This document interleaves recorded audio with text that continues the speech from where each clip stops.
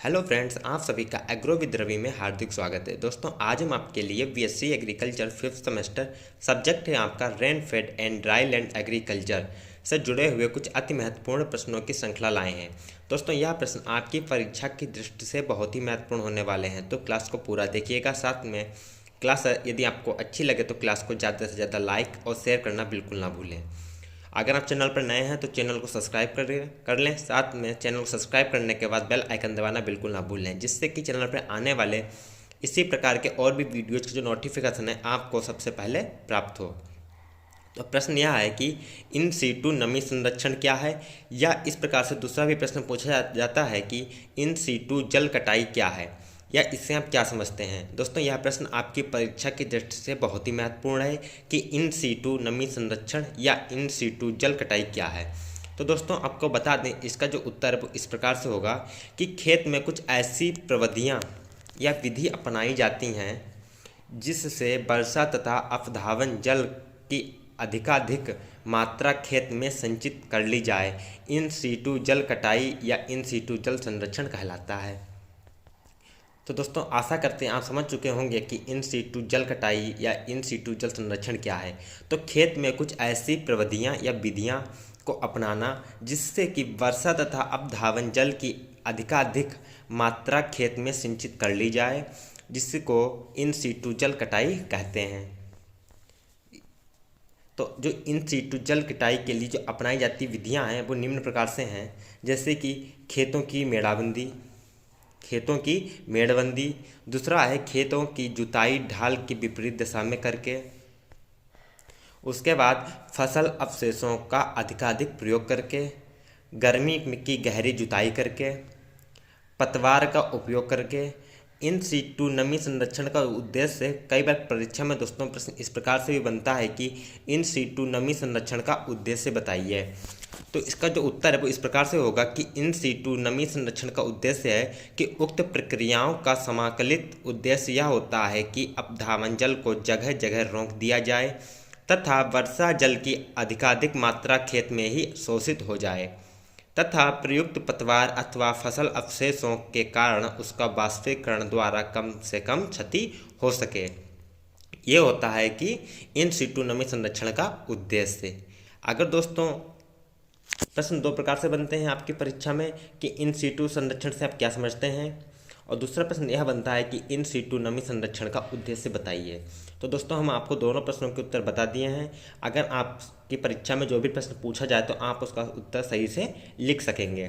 तो दोस्तों, इसी बात पर एक तो लाइक बनती ही है क्लास को, और दोस्तों क्लास को ज़्यादा से ज़्यादा लाइक और शेयर करना बिल्कुल ना भूलें, जिससे कि यह क्लास आपके सभी दोस्तों के पास पहुंच सके और उनके लिए भी यह लाभदायक साबित हो सके।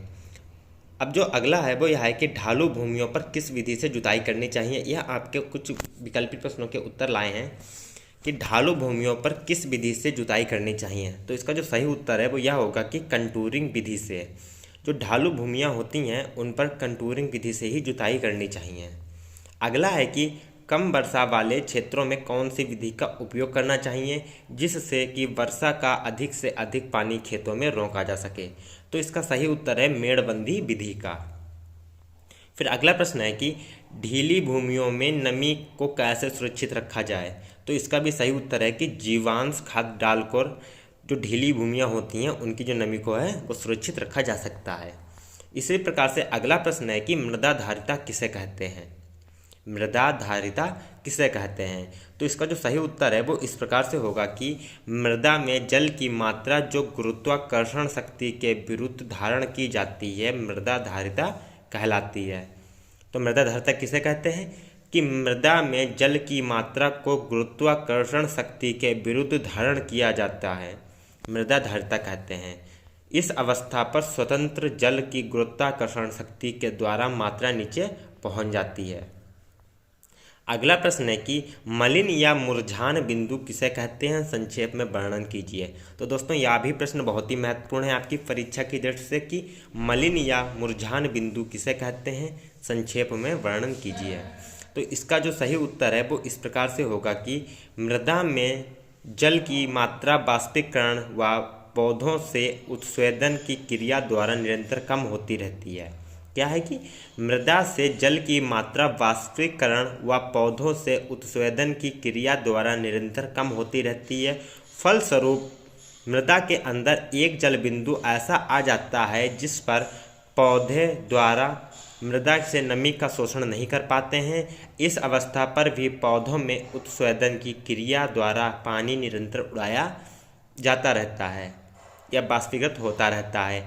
इस प्रकार पौधे भूमि से नमी कम शोषित कर पाते हैं तथा उत्स्वेदन द्वारा शोषण की गई मात्रा के अनुपात में जल अधिक नष्ट हो जाता है, जिसके कारण पौधे मुरझा जाते हैं। जब पौधे इस अवस्था पर मुरझाना आरंभ हो, अगर सिंचाई तुरंत कर दी जाए तो मुरझापन समाप्त हो जाता है। इस अवस्था को जिसमें पानी पौधों को देकर मुरझापन समाप्त कर देते हैं, इसे अस्थायी मुरझान बिंदु या टेम्परेरी विल्थिंग पॉइंट कहते हैं।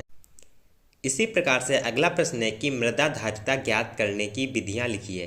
दोस्तों, यह प्रश्न आपकी परीक्षा की दृष्टि से मोस्ट इम्पॉर्टेंट प्रश्न है। तो इसका जो उत्तर है वो इस प्रकार से होगा कि मृदा धारिता ज्ञात करने की विधि अर्थात डिटर्मिनेशन ऑफ फील्ड कैपेसिटी। तो मृदा जल धारिता ज्ञात करने के लिए मृदा को जल से संतृप्त करते हैं। इसके बाद करीब 36 घंटे बाद जब पानी का नीचे की तरफ जो पानी होता है, यानी कि मृदा को जब जल से संतृप्त करा लिया जाता है, तो इसके करीब 36 घंटे बाद जब पानी का नीचे की तरफ परिचयन के रूप में जाना व्यवहारिक रूप से रुक जाए, अर्थात जो पानी है वो स्थिर हो जाए, तो किसी ज्ञात आयतन वाले कोर की मदद से प्रदर्शित कर लेते हैं। तो प्रतिदर्श को मृदा को मॉइस्चराइज बॉक्स में स्थानांतरित करते हैं। उसके बाद जो प्रतिदर्श होता है उसको मृदा का ताज़ा भार ज्ञात करते हैं। उसके बाद फिर प्रतिदर्श की मृदा को ओवन में 105 डिग्री सेल्सियस ताप पर तक सुखाते रहते हैं, जब तक और सुखाने पर मृदा के भार में कोई कमी ना आए। फिर उसके बाद दूसरी क्रिया अपनाई जाती है, उसमें यह होता है कि मृदा का शुष्क भार ज्ञात करते हैं। फिर मॉइस्चराइज्ड बॉक्स का भी भार ज्ञात किया जाता है। जो मृदा धारिता का सूत्र होता है वो इस प्रकार से होता है कि जल का भार बटे मृदा का भार गुणे 100। जो जल भार होता है आप उसको किस प्रकार से निकालेंगे, तो जल का जो भार होता है उसको निकालने के लिए आपको नमी वाष्प सहित मृदा का ताज़ा भार माइनस नमी वाष्प सहित मृदा का शुष्क भार, और शुष्क मृदा का भार आप इस प्रकार से निकाल सकते हैं कि नमी वाष्प सहित शुष्क मृदा का भार माइनस में नमी वाष्प का भार, अर्थात नमी वाष्प सहित शुष्क मृदा का भार से आपको नमी वाष्प का भार को घटाना होता है। उदाहरण देखा जाए तो एक मृदा की जल धारिता ज्ञात करने के लिए आपको निम्न आंकड़े दिए गए हैं, जैसे कि कोर प्रतिदर्शक का व्यास 4 सेमी, उसकी ऊंचाई 5 सेमी, नई वाष्प सहित नम मृदा का वाष्प 200 ग्राम, नमी वाष्प सहित शुष्क मृदा का भार 150 ग्राम और नमी वाष्प का भार 20 ग्राम है। तो उक्त आंकड़ों की मदद से जल धारिता ज्ञात कीजिए। तो सबसे पहले आप जल भार ज्ञात करेंगे, तो नमी वाष्प सहित मृदा का भार का ताज़ा भार माइनस में नमी वाष्प सहित मृदा का शुष्क भार। जो आपका जल भार है वो आएगा 200 माइनस 150 बराबर 50 ग्राम। फिर जो आपका शुष्क मृदा का भार है, फिर उसके लिए आप भी वही सूत्र लगाएंगे कि नमी वाष्प सहित शुष्क मृदा का भार माइनस में नमी वाष्प का भार। तो इसका जो उत्तर आएगा वो आएगा 130 ग्राम, अर्थात शुष्क मृदा का भार बराबर 150 माइनस 20 बराबर 130 ग्राम। तो मृदा धारिता का जो सूत्र है वो इसी प्रकार से है कि जल का भार बटे मृदा का भार गुणे 100। तो मृदा धारिता का सूत्र 50 बटे 130 गुणा 100। तो मृदा धारिता का जो सूत्र की विधि से जो भार निकलेगा या जो मृदा धारिता निकलेगी वो निकलेगी 38.46%। कितनी आएगी? 38.46%। इसी प्रकार से अगला प्रश्न है कि मृदा नमी तनाव किसे कहते हैं। तो इसका उत्तर है वो यह होगा कि वह शक्ति जिसके द्वारा मृदा जल को गुरुत्वाकर्षण शक्ति के विरुद्ध पकड़े रहते हैं मृदा नमी तनाव कहते हैं। इसी प्रकार से इसे दूसरी भी तरीके से कहा जा सकता है कि मृदा कणों की सतह पर पानी के खिंचाव एवं जल कणों के आपसी खिंचाव को मृदा नमी तनाव या सॉइल मॉइस्चराइज टेंशन कहते हैं। अगला प्रश्न है कि फसलों की जल मांग पूर्ति ज्ञात करने की विधियों का वर्णन कीजिए। तो इसका जो सही उत्तर है वो इस प्रकार से होगा। उससे पहले आपको बता दें कि जो फसलों की जल मांग पूर्ति है वो आपको हम पिछली क्लास में बता चुके हैं कि फसलों की जल मांग होती है उसको क्या कहते हैं। अगर आप चैनल पर नए हैं तो आपको फिर एक बार बता देते हैं कि फसलों की जल मांग से तात्पर्य क्या होता है। तो फसलों के संपूर्ण जीवन चक्र अर्थात बुआई की तैयारी से लेकर कटाई तक जितने गहरे पानी की आवश्यकता होती है उसी को फसल की जल मांग कहते हैं। जल मांग को दो तरीके से आकलित किया जा सकता है। पहला है कि मांग के आधार पर अर्थात water requirement based on demand.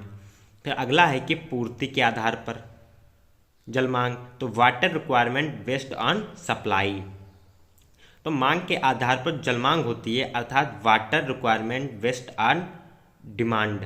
तो इसके लिए आप यह सूत्र लगाएंगे कि जल मांग अर्थात WR वाटर रिक्वायरमेंट बाष्पोत्सर्जन प्लस बाष्पीकरण प्लस पादप चयापचय में प्रयुक्त जल प्लस विशिष्ट प्रक्रियाओं में प्रयुक्त जल प्रयोग के समय हानि।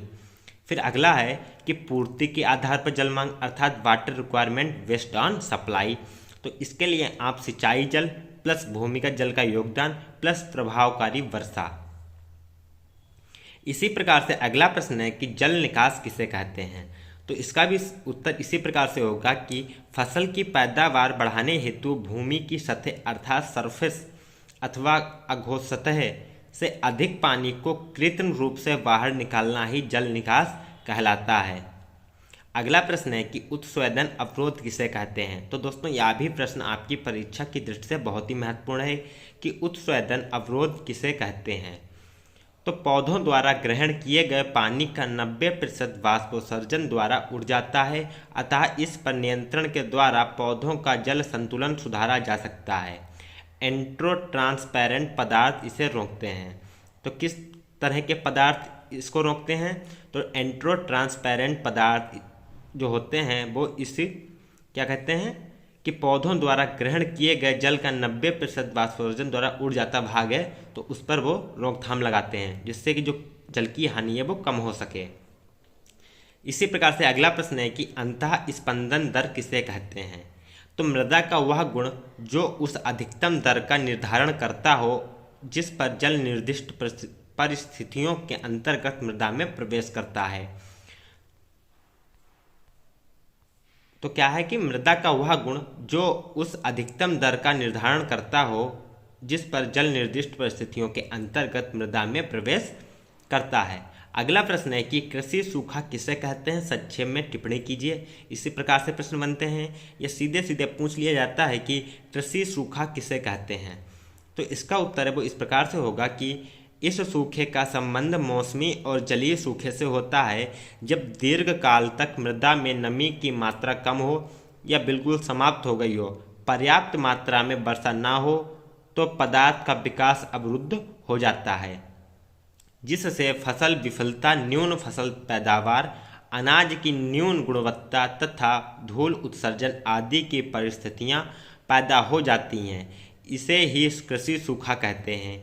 मृदा में कम नमी से जब कोई पौधा जीवित नहीं रहता है अर्थात मृत हो जाता है तो इसे मरुस्थलीकरण कहते हैं। भारत में 1960 में हरित क्रांति आई थी। इससे कृषि उत्पादन के क्षेत्र में आशातीत वृद्धि हुई, लेकिन उन्नत किस्म के बीजों, उर्वरकों और रासायनिक खाद्यों के प्रयोग से मृदा में नमी की मात्रा कम होने लगी।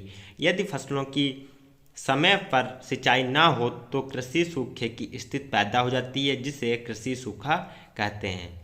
तो आशा करते हैं कि आज की क्लासेज आपको पसंद आई होगी। तो मिलते हैं अगले वीडियो में नए प्रश्नों के साथ। तब तक जय हिंद, जय भारत।